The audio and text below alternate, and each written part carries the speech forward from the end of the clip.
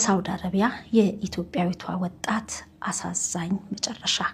ይህቺ ወጣት በሳውዲ አረቢያ በሰው ቤት እየሰራች የምትገኝ ሲሆን በድንገት ግን አሰሪዎቿ ራሷን እንዳጠፋች እዛ ለምትገኘው ታናሽ እህቷ ተናግረዋል። ገንዘብ ደስታው የተባለችው ኢትዮጵያዊት ወጣት በምን አይነት ሁኔታ ላይ ህይወቷ እንዳለፈ ይጣራልን ስትል ታናሽ እህቷ እየጠየቀች ነው። በተለያዩ ማህበራዊ ሚዲያዎች በተለይ ደግሞ ከአሰሪዎቿ ለቤተሰብ በወንድ ምክንያት ነው ራሷን ያጠፋችው በሚል የተነገረው መረጃ ስህተት ነው። እህቴ ከአንድ ሰዓት በፊት ከኔም ከእናቷም ጋር በቪዲዮ ስታወራ ነበርና ራሷን የምታጠፋበት ምንም አይነት ምክንያት የለም ስትል ታናሽ እህቷ ተናግራለች። ምንድን ነው የተፈጠረው? ገንዘብ ደስታው ምንድን ነው የገጠማት ስንል እህቷ ጋር ደውለናል። የተፈጠረው እኔ እስከሰማሁት ድረስ ራሷን አጥፍታ ነው የተባለው። እኔ በአይኔ ያየሁት ነገር የለም። መሞት ፖሊሶች ሬሳዋን ወስደዋል ነው የተባለው። ኮቲን ከአረቦቹ ነው ሁሉን ነገር የሰማሁት። የተባለው ራሷን አጥፍታ ነው የተባለው። ክሎሬክስ ጠጥታና ራሷን አጥፍታ ነው የተባለው። ግን እኔ ይሄንን ነገር ገና አላመንኩበትም። ምክንያቱም የኔ እህት እየሳቀ እየተጫወተ ሁሉም ሰላም ነበረ እኛ በመናወራ ሰዓት ማለት ነው። ከዛ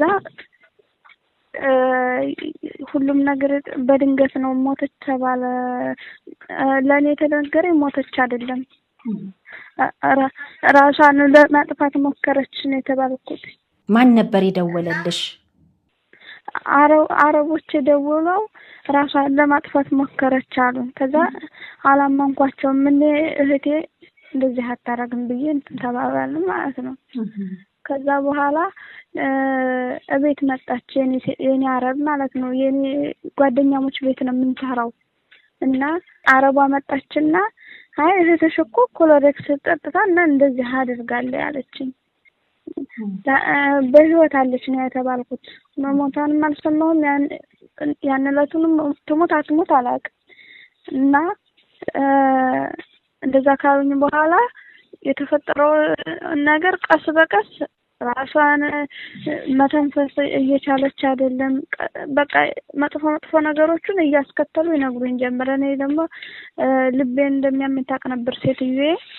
እና በዛ ምክንያት እውነቱን ያልነገርኩሽ በዛ ምክንያት ነው ብላኛለች። ከዛ በኋላ ሁሉም ነገር ካለፈ በኋላ ማለት ነው። እኔ አሁን ከሷ ቤት ወጥቼ ነው ያለሁት። መቼ ነው ይሄ ሆነው? ጥር 15 ሐሙስ ማታ 1 ሰዓት ላይ እኔ ከኔ ጋር 1 ሰዓት ላይ አውርታ 2 ሰዓት ላይ እንደታመመችና ክሎሬክስ እንደጠጣች ነው የተነገረኝ። ሽንት ቤት ምናምን ማጽጃ ነውና እሱን ጠጥታ ነው ያሉኝ። እሱን ጠጥታ አንገቷን ልታንቃት አትችልም። ምክንያቱም ሰውነት ያዳክማል። ልባቸውንም ሰውነታቸውን ማንቀሳቀስ አይችሉም እሱን የጠጡ ልጆች። እና እንዴት አንገቷን ልታንቅ እንደቻለ አልገባኝም። አረቦቹ ያሉት እንግዲህ እኔ ከአረቦቹ ነው ሁሉንም ነገር የሰማሁት። ግን በዛ ሰዓት እኔንም ወስደው እንዳያት ማድረግ ይችሉ ነበረ ማለት ነው። ግን እኔ እንዳያት አላረጉኝም። በዛ ላይ ሀበሻ ጠርተው ማጣራት ይችሉ ነበረ። በዛ ሰዓት ግን እንደዛ ከማድረግ ይልቅ ሁሉንም ነገር ለፖሊስ አሳልፈው ሰጡ። ልብሷንም ሁሉንም ነገር ለፖሊስ ሰጠን የተባለው ማለት ነው። ከዛ ራሷን ማጥፋቷን እርግጠኛ ያላረገኝ ነገር ደግሞ እኔ እና እሷ በቪዲዮ አውርተናል። 7 ሰዓት ማለት በኢትዮጵያ 1 ሰዓት በዚህ 7 ሰዓት በቪዲዮ አውርተናል። እኔ እና እሷ በደንብ ሰላም ነበረች። ስቀን ተጫውተን ነው የወጣችው። ስለዚህ ከመሞቱ 1 ሰዓት በፊት ማለት ነው። አዎ ሁሉን ነገር አይተን ስቀን ተጫውተን እንዲህ ደህና ነበረች። እቅድ አቅደን ይሄን እናረጋለን ተባብለን ነው ራሱ የወጣችው ማለት ነው። እንዲህ ሞት ድረስ የሚያደርሳት ነገር የለም።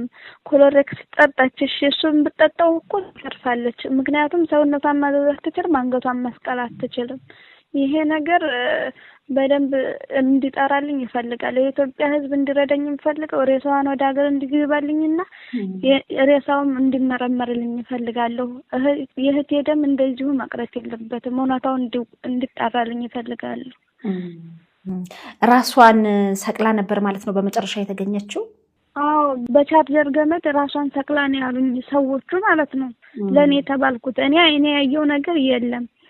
ግን አሰሪዋ የተቀጣችው 100,000 ሪያል ነው እና 6 ወር እስራት። አይታሰሩም እዚህ ሀገር ሰው ቤታቸው ቢሞትም አይታሰሩም 20,000 ሪያል ይከፍላሉ።